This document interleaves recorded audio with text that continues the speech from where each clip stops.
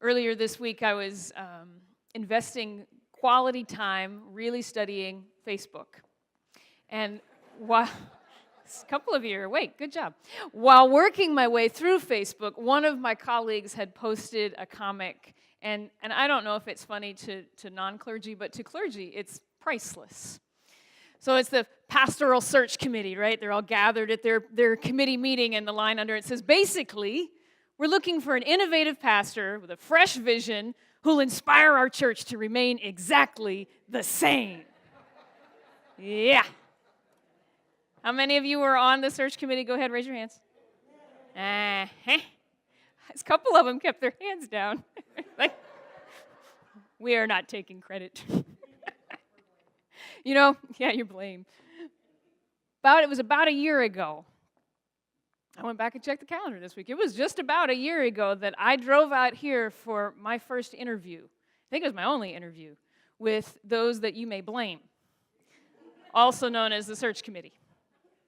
And I'll be real transparent with you. As I was driving out here, I said to the Lord, if I so much as get a whiff of that attitude, I'm out. I'm not going somewhere that says we really want nothing more than to just stay the same. I'm not going somewhere where they look at me at the end of the table, because I've been to interviews where they've done this, and they said, Pastor, we have no dream, no vision, no plan. We hope you come with it all. That's not happening. And that's not what I found. I sat in that room there on the third story of our education wing with Sue and Carol and Richard. I'm going to name names, so you have to blame them. And Doug, right? Dawn was there. Jeff was there. And I said, tell me about your church. Tell me what you see happening. Tell me what you want to see happening. And they started telling me about a dream. And as weeks went on, I met with Bruce and I met with Pastor Greg. I drug him out to lunch and I sat down with people and said, tell me what you see. And they said, we have a dream. And we have a dream to see every single pew filled. I like that dream.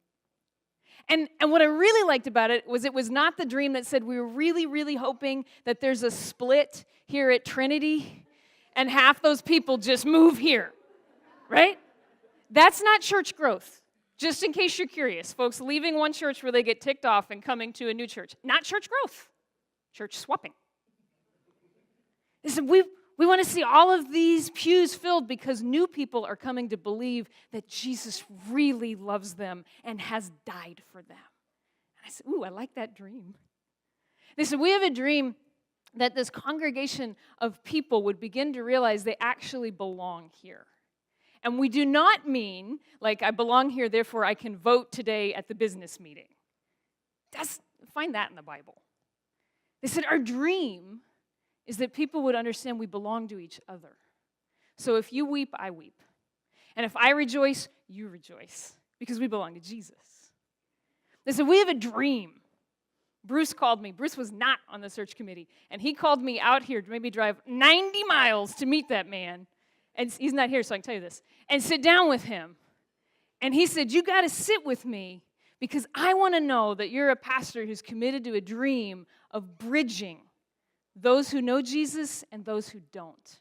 And going outside the doors of this church so that we're connecting with people who have not yet met Jesus Christ. And as I was listening to people, they were saying, we have a dream that we as a church would become more and more like Jesus. And that's a dream I can get excited about. That's a dream that says we're willing to be a simple church. Most churches are not simple. Most churches are what one might call complex, convoluted, sometimes confounding. Because we add all sorts of things to the simple purpose that Jesus has given a church. And today, as we finish John's gospel, I want us to think about the simple purpose that Jesus has for us. We're going to talk about that simple purpose, but I also want us to see that the only way we get to live it, that we get to see a dream made a reality, is by answering with a resounding yes to a simple question. So let's talk about a simple purpose. Now, my guess is that you are familiar with the end of Matthew's gospel. Right? Matthew's gospel ends, Matthew 28, with Jesus saying to the disciples, I've got one purpose for my church. You're going to glorify me by, what is it? Making disciples, right? That's the end of Matthew 28. Jesus looks at them and he says, everywhere you go, make disciples. Baptize them, teach them to obey me. Everywhere you go, make disciples. And so what we have done over 2,000 years since then is we've come up with all sorts of curriculum and Bible teachings and ways that we go about trying to get pastors to do that. That's not actually what he said. He said all of us were called to make disciples. John's gospel, in John 21, at the end of his gospel, when Peter is having this face-to-face conversation with Jesus, Jesus looks at Peter and he tells them, your church has one purpose. And you know, it's the same purpose for Matthew. It's just that the Lord put it in different language. He puts it in profoundly simple and beautiful and hands-on language. Because as we read this passage and Art read it out for us, we hear Jesus asking Peter a simple question, right? Do you love me more than these? And Peter's response every time Jesus asks it is, yes, you know how much I love you. And so Jesus looks back at him and he says, good, feed my sheep, tend my sheep, feed my lambs. And I would argue that in that simple repetition, feed my sheep, tend my sheep, feed my lambs, that Jesus is telling Peter, he's telling us, our very simple purpose, church. And you want to sum it up, it's feed my sheep. You know what that means? In the culture in which Jesus was speaking and the context that Peter would have had for feeding sheep. You know, it doesn't look a thing like my neighbors did. I grew up in West Virginia, in case you haven't guessed. I grew up in the middle of nowhere. To this side and that side were cows. Over there were big cows, but in front of them, sheep. Because my next door neighbors were big in 4-H. Do we know that around here? Great, good. That's where the country folk go. And every morning, little boy, he's a full-grown man now, but he's a little boy when I knew him. He would get up before school, he would walk to the barn, he would dump some feed in there, put some water in the trough. I suppose he petted the little sheepies on a head, and then he left. And he'd come back at the end of the day and he would repeat. Twice a day, it was a chore, he was done. But in Jesus' context, feeding sheep is not a little chore I squeeze in. It's not some little component of my day and I can go do anything else I wanted to. In Jesus' context, friend, there weren't barns that we got to put the sheep in and just leave them sit there. But there also weren't big fields that you could just kind of open them up and let them go and bring them back in at the end of the day. It's a desert. So to feed sheep was a full-time job. To feed sheep meant getting up in the morning and leading those sheep to where there was adequate running water. It meant leading those sheep all day, every day, to where there was adequate food. And frankly, what that meant was taking them where there was a morsel here and a mouthful there and a little bit more over here. It's a lifetime commitment. See, feeding sheep wasn't something that you got to squeeze in amongst everything else. When Jesus looks at Peter and he says, do you love me more than these? Feed my sheep. He's saying, Peter, everything else has to go. You got one job, one purpose, and anything extra in your life, Peter, you're going to have to trim it away so you can do this one thing. Does that make sense? When Jesus says, Peter, you need to tend my sheep, it's like he's just opened the door and he said, that's everything else. You know, tending sheep means being there when the ewe lamb is pregnant. It means tending at a birth and helping the little baby lamb to grow up. Tending sheep means being willing to bring them close to you and get their mess on you. Tending sheep means you look at the sheep and you part its wool the whole way from head to tail, looking for injury or infection or infestation because you want that sheep to be whole and you want that sheep to grow. When Jesus looks at Peter, he says, you got one job, one purpose, and everything else gets cut away so you can take care of sheep. I love that Jesus put it that way in John's gospel. Because sometimes when I think about making disciples, even as a pastor, I say, cool, that's the thing I'll do, 5 minutes here, 10 minutes there, Sunday morning. And I forget I have one purpose. Sometimes I think churches forget that, if we're honest. Pastor Greg and I are currently trying to get our calendars to connect so that we know who's where and when. I think we need 3 calendars right now to get everything on one. I wouldn't say we're simple. Sometimes churches get determined that we are meant to be a social club, a country club. We're meant to do everything under the sun, all of these additional things. And if we help people encounter Jesus in the process, that's nice. If we remember to feed one another the gospel occasionally, we're doing good. But you know what? We've got one purpose. One. One that is all-consuming. One that is the greatest adventure we're ever going to go on. One that ought to define and touch everything we do. Feeding sheep. Helping people grow in Jesus Christ from womb to tomb. Helping those who don't yet know Him encounter Him. And then grow in Him. That's who we are. And that's the reason why Advisory Council has sat down for the last 10 solid months. And we've asked a real simple question. What's it look like to be a simple church? If you read Doug Hill's moderator's notes for today's business meeting, you will read that he said in there, we've done some wacky things. I enjoyed that he put that in. What he meant was Pastor Kely has made us do really weird, crazy things. Yes, I have. And as we did, we were asking ourselves, what does it look like to make disciples?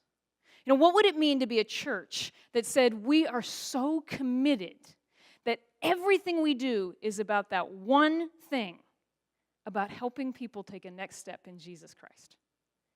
Everything else goes by the wayside because that's the only thing that matters.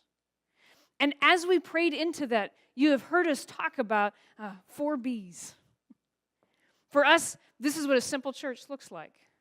It's a church that's committed to feeding sheep and tending sheep and feeding lambs. It's a church that says we exist to make disciples who know and follow and love Jesus Christ. And the way we're going to do that is by inviting people to believe through worship. That our purpose in this context, friends, is actually not to entertain one another. It's not to please one another. It's to invite us to believe that God is who He says He is, and then take a next step as we pursue Him more. We said that as a simple church, we're invited to remember that making disciples, feeding sheep, doesn't just happen on Sunday mornings. Did you know that? You don't just grow in Jesus for the 60 minutes we are together, I hope. We want to help feed sheep all week.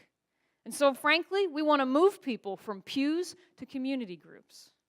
To move people from believing about who the Lord is to knowing you belong to this community of believers, where we are close enough in relationship with each other that I can help you grow in Jesus and you can help me. Simple church that says we exist to feed sheep. We're going to bring people to believe through worship, to belong in community. But we're also committed to being a church that says we're going to bridge the gospel from these pews into that world. That we are committed to bridging the distance between people who don't know Jesus and bringing them to Jesus.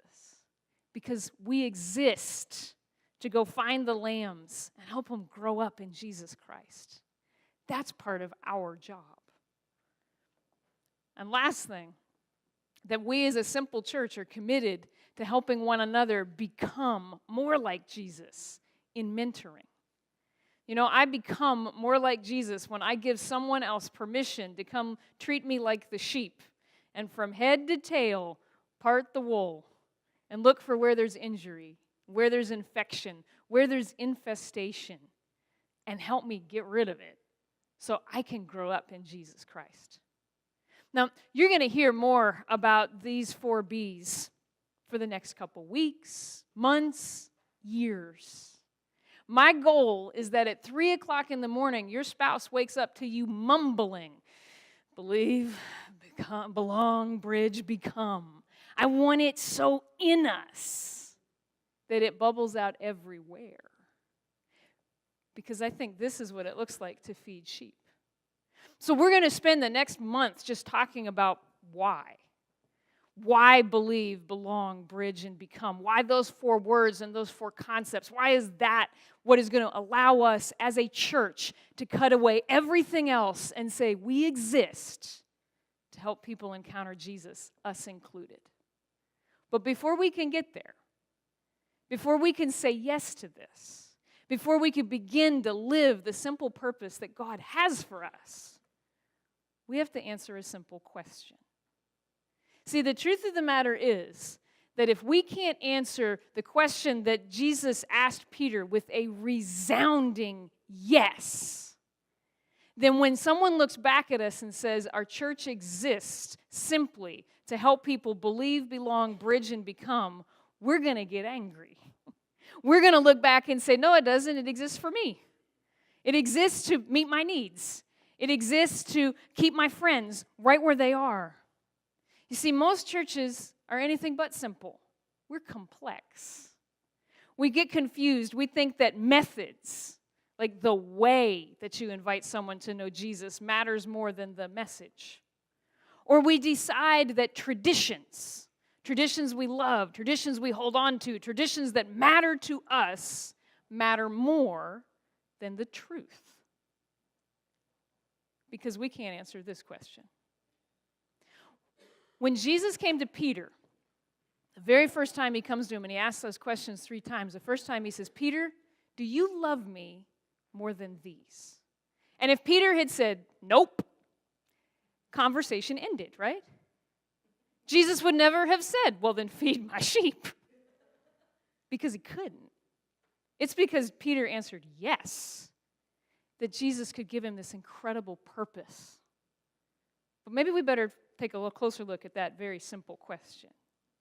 You see, do you love me more than these can mean a whole host of things. And I like that. I like that John did not give it specifics. See, this question changes depending upon your inflection. For instance, Jesus could have looked at Peter and said, hey, Peter, do you love me more than these? That night before this took place, Peter was out fishing. And so I assume that somewhere near to where Peter was standing rested his boats and his nets. You know, they were Peter's ties to his past. They were Peter's tradition. His daddy and his daddy's daddy and probably his daddy's daddy had been fishermen, probably on that boat with those nets. I bet he had planned on passing it down to his son.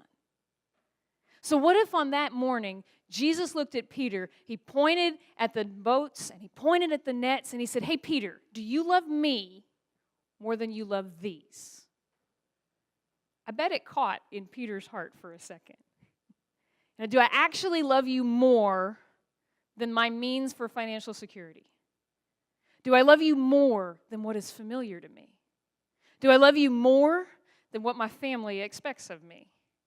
Do I love you more than this thing I really enjoy? I don't get fishermen, but I understand that they like what they do. I think it smells.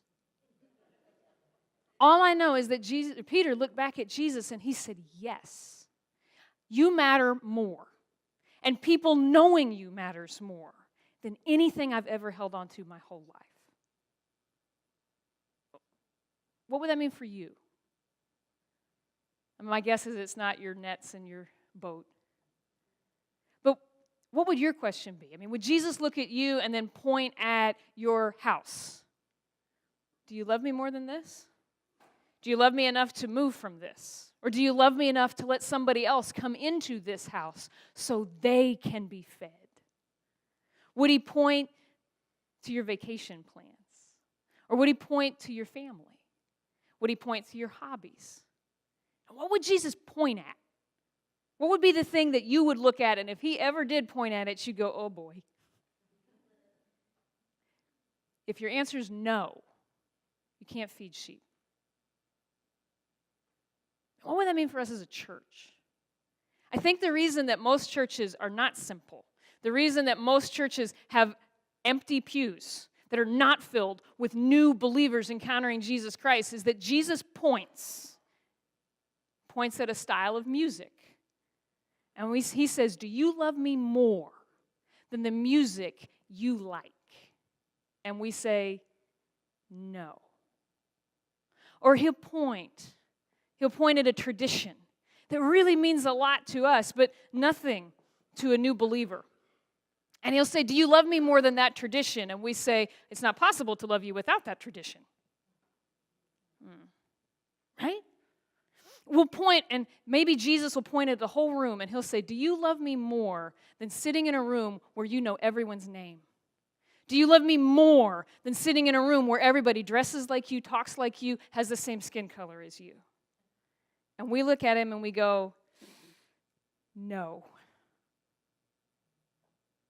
Then he cannot say, feed my sheep. It's the day we as a church can look back and say, Jesus, collectively, we love you more than anything. Everything gets stripped away. That's when he can say, feed my sheep. But maybe Jesus looked at Peter and he put the emphasis on a different word. Maybe Jesus looked at Peter and all the other disciples were there nearby and he said, hey, Peter, do you love me more than these disciples love me? That'd be a fitting question for Peter. I mean, a couple weeks earlier, Peter had announced that he loved Jesus so much he would die with him. Of course, then a 12-year-old girl said, do you know Jesus? And he said, no. Now, if that's the question Jesus was asking, he wasn't saying, hey, Peter, are you super Christian? Are you a better Christian than they are? I bet you are. He was saying, Peter, do you realize how forgiven you are? Do you look at yourself and think, I have to be the most forgiven person on the face of the planet? You see, Jesus said that the person who's forgiven much loves much. And my guess is that that was the question that Jesus was asking. And if we were making a movie today, this is when the music would start and the flashback would begin. Because the last time that Jesus was with Peter after a night on the Sea of Galilee when Peter couldn't catch any fish, and then Jesus said, well, throw your nets out one more time, and he caught a whole bunch, which is what happens at the beginning of John 21. The last time that took place was 3 years earlier. Luke tells us about it in Luke chapter 5. Luke tells us in Luke chapter 5 that was the first time that Peter had really met and interacted with Jesus, or at least the first time that's recorded for us. And on that day, Peter had fished all night and caught nothing. And he'd gotten into the boat with Jesus. Jesus had taught for a little bit, and then Jesus said, put your nets out. Try to catch some fish. And Peter had looked back at Jesus and said something to the effects of, I fished all night, there are no fish out here, what do you know? But if you say so. And when he drops the nets down, there were so many fish at them, the nets started to break. And Luke says that Peter hit his knees. Like instead of trying to grab the fish, he just hits his knees right there in the boat, looks at Jesus, and he says, go away from me. I am a sinful man. And he says, there's no reason you would want to be anywhere near me. And Jesus looks back at Peter, and he says, hey, Peter, follow me. Peter follows Jesus for 3 years, where he realizes he's a sinful man. I mean, Jesus goes into Samaria, and Peter says, what are we going and hanging out with these people for? And he watches Jesus just love the unlovable. And suddenly Peter realizes, man, I'm a bigger sinner than I thought I was. I live with more prejudices than I knew I had. You fast forward those 3 years, you know what happens. You know the reason that Jesus asked the question of Peter 3 different times is because Peter denied Jesus 3 different times. If he had any question about how much of a sinner he is, it's settled. So when Jesus looks at Peter, and he says, Peter, I didn't leave you then. I'm not leaving now. You're forgiven, and you're invited to follow me. Peter, do you love me more than the disciples? It's like all the disciples just fade away, and all Peter can do is say, Jesus, I am the most forgiven person in the world. I love you more than anybody else. You know, answering yes to that question means any tradition, anything that has ever come between us and allowing Jesus to use this church to reach more people for him, they're gone. The day every one of us can look back at Jesus and say, I'm the most forgiven person on the face of the planet. And I'm the sinner Jesus should leave, but I'm also the sinner Jesus says, come follow me. Man, that cuts through all the complexity. Because that's when I suddenly realized the pew next to me has somebody in it, should have someone in it, who doesn't yet know they're loved by Jesus Christ. My favorite story for how I have seen an entire church turn around, and I have watched a life be transformed by the answer to that simple question, is from a man named Nelson. Nelson was a moderator at First Baptist Norristown, which is where I was before I came here. Nelson had been the moderator at First Baptist Norristown for going on 20 years. Nelson grew up in church. He had the little pin that said he went to Sunday school every single day as a child. Y'all got those? Yeah, I didn't because I skipped Sunday school a lot. But Nelson had it. Nelson played on the church softball league. Nelson taught Sunday school. He had been on every board that there was. Nelson loved Jesus, just not more than these. Sunday mornings, Nelson would show up in a 3-piece suit. And if people walked in the door in anything less than a 3-piece suit, they knew it. We had a guy start attending our church. He was a great guy. I loved him. He taught gym. He was a physical education teacher. You know how many times I got corrected? I don't think he owned anything other than shorts and a t-shirt. And he showed up on Sunday morning. That man sat on the front row. And Nelson hated it. And he made sure he knew. Nelson hated any music that I swear Bach had not himself written. The Gaithers were contemporary. And so when we played Gaither music, he would stand in the back, arms crossed, and he would whisper his grumbles. You know that whisper, the one that you can hear 3 counties over? And he got all of his, I called him his old cronies, forgive me, but he got his old cronies to stand there with him. Do you know how hard it is to worship in a room? Like to come before Jesus and pour your heart out to him when you know people are standing behind you glaring while you're doing it? Nelson hated kids in the congregation, hated it. I know you're going to be shocked by this, but we had no kids when I came. And I realized why.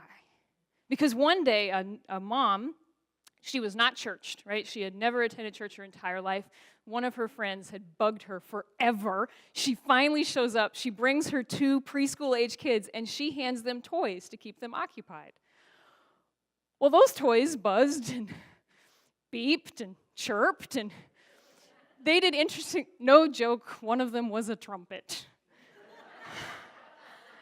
Now, I don't know why common sense told you not to do that, but it didn't. But this woman finally came, brought her 2 kids, sat in the back row, and her little boy, bless his heart, played taps on that trumpet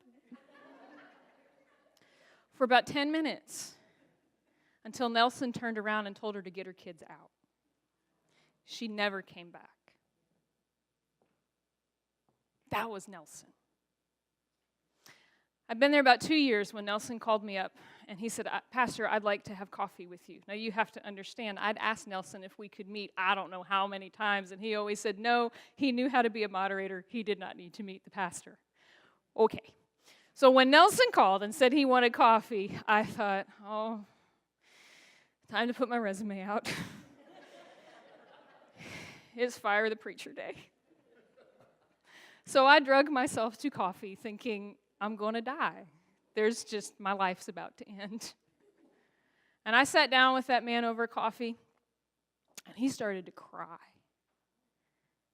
I said, what's going on, man?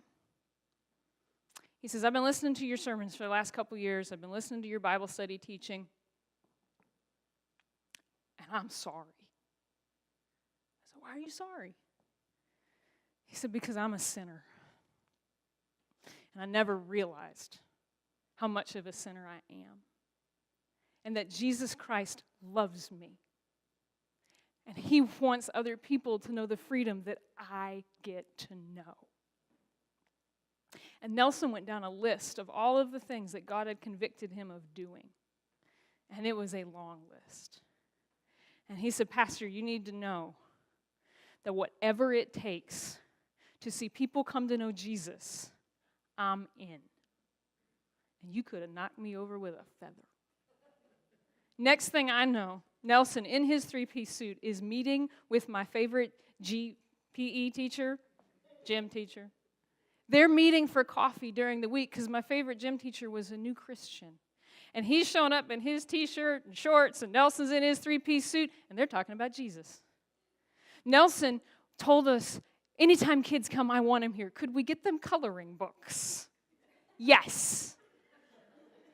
And he started, he was really awkward with kids, but he tried, bless his heart. He'd go over and start talking to those kids and wanting them to know Jesus. Nelson stepped down as moderator. He said somebody else needs to lead this church, but not before he made the board of trustees establish a budget that started putting money outside the church and giving beyond ourselves. He changed. He would show up on church on Sunday, and he still did not like music that was anything more recent than Johann Sebastian Bach. But he told his friends, stop making fun of it. Don't stand there with your arms crossed. If you don't want to sing, pray for the people that are. Pray that they would encounter Jesus. And they quit. 2 years after Nelson started answering that question with a resounding yes. 2 years after, he started coming around to the church and saying, we have to say, we love Jesus more than our traditions. We love Jesus more than anything else. That man took off a three-piece suit. He started showing, he still wore a tie, but he started showing up in just a shirt and a tie. Truthfully, our air conditioning almost never worked. And he was pretty relieved to not be that hot anymore.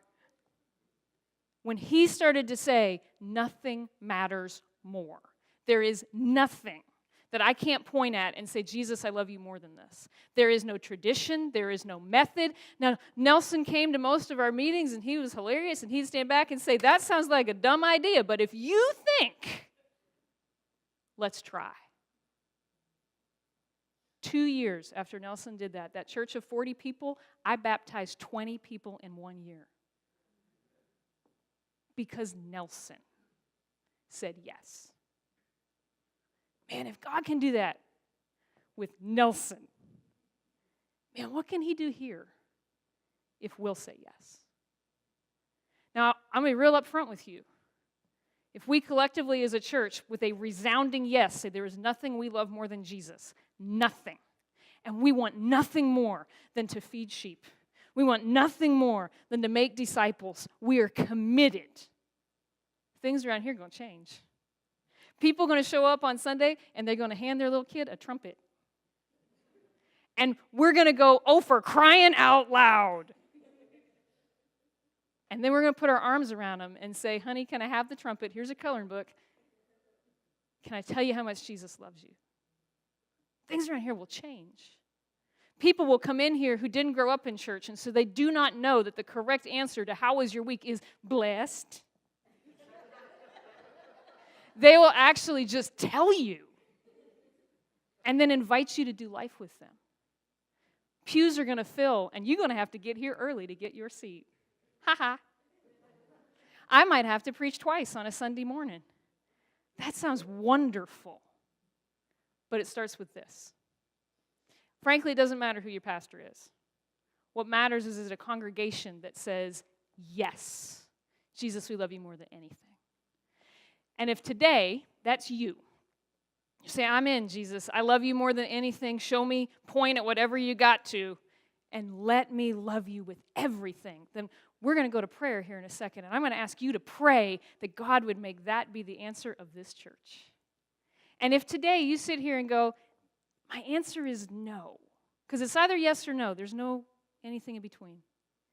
If your answer is no, then when we pray, would you be honest with that? And say, Jesus, I don't think I'm at yes. He'll get you there if you ask him to.